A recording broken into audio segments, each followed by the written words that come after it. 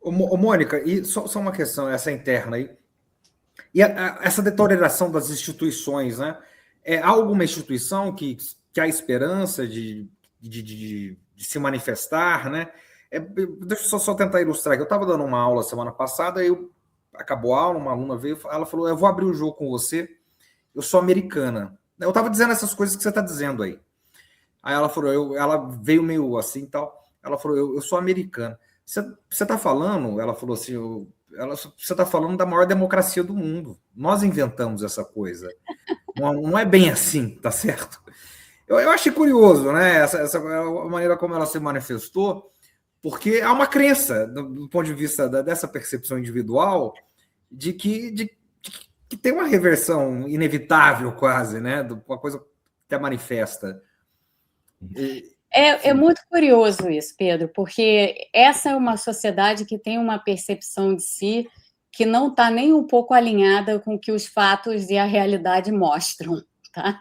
E eu acho que essa questão que os americanos sempre colocam para si, nós somos a democracia mais antiga, nós somos a democracia mais sólida. Na verdade, isso é uma grande hipocrisia, né? Porque como assim, se a gente está vendo hoje um esgarçamento institucional nos Estados Unidos que não está sendo questionado por nenhuma das outras instituições democráticas aqui. Então, você tem um poder judiciário ou uma Suprema Corte, colocando logo a coisa na Suprema Corte, uma Suprema Corte que não se manifesta, de um lado, e um Congresso que tampouco se manifesta de outro. Então, assim, que democracia é essa onde 2 dos 3 poderes democráticos não se manifestam e não fazem oposição ativa? Que democracia que funciona assim? Mas hoje é isso que se passa aqui nos Estados Unidos. E eu acho que cabe lembrar também algo que os americanos não gostam de enxergar, mas que é um fato. Esse aqui é um país que tem uma Constituição que foi escrita há 250 anos, e é uma Constituição que, na essência, não passou por nenhum tipo de modernização. Até porque, para você conseguir fazer emendas à Constituição aqui nos Estados Unidos, esse processo é um processo extremamente complicado e muito difícil politicamente de você conseguir levar a cabo. Então, é uma Constituição que não se enquadra mais na sociedade americana tal qual ela é hoje. É uma Constituição que serviu há 250 anos atrás, mas ela nada tem a oferecer para uma sociedade, para essa sociedade aqui no século XXI. Isso é um problema. E esses problemas todos estão na base estrutural do que a gente está vendo acontecer aqui. E é por isso que quando eu falo que a gente não vai ver reversão, a gente não vai ver reversão por isso, porque a base estrutural daquilo que a gente está vendo acontecer é uma base que se esgarçou, não tem mais fundamento. Esse é o problema.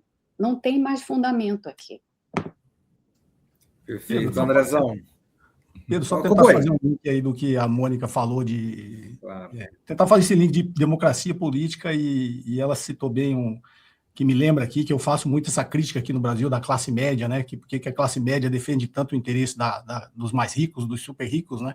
Porque a classe média sempre acha que vai chegar lá, né? Por isso que ela é contra, né, essa tributação dos mais ricos. E eu sempre brinco aqui que a classe média está muito mais perto de chegar de descer para a classe pobre de novo do que chegar na classe rica, né? Pelo menos a grande maioria da classe média.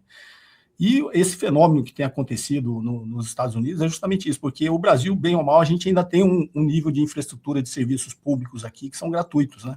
E os Estados Unidos é tudo privado, né? Então eu até conversei também com alguns amigos americanos e eles relatando situações de vizinhos, né, da comunidade, de pessoas que viviam até bem, mas o cara pega uma doença, faz uma dívida com saúde, do nada ele já está apertado e está muito mais próximo realmente da classe pobre. Então, acho que esse esvaziamento da classe média nos Estados Unidos tem muito a ver com isso, né? As pessoas vivem sempre no limite ali, né? Tá tendo uma vida confortável no limite, mas qualquer imprevisto, né? Primeiro que já se forma, já carrega uma dívida estudantil, né? De educação.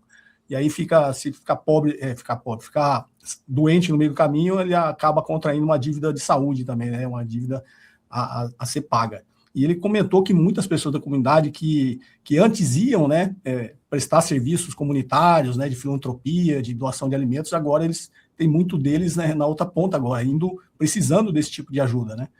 Então, esse esvaziamento da classe média americana, né, obviamente a grande maioria voltando para as classes mais baixas e os ricos cada vez mais ricos, né, tem tudo a ver com essa estratégia política. Quando a gente fala de democracia, a democracia liberal é a democracia burguesa, né? O poder econômico define o poder político, né?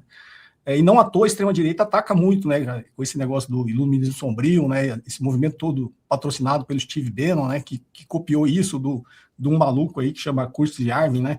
Do iluminismo sombrio. Não à toa eles atacam muito a cultura, a arte, né? A intelectualidade, a universidade, a academia. Eles atacam muito porque isso se traduz, quando a gente olha todas as sociedades, na realidade a arte, a cultura, a intelectualidade, né, a academia está concentrada na classe média. A classe média é a grande propagadora disso na sociedade, né?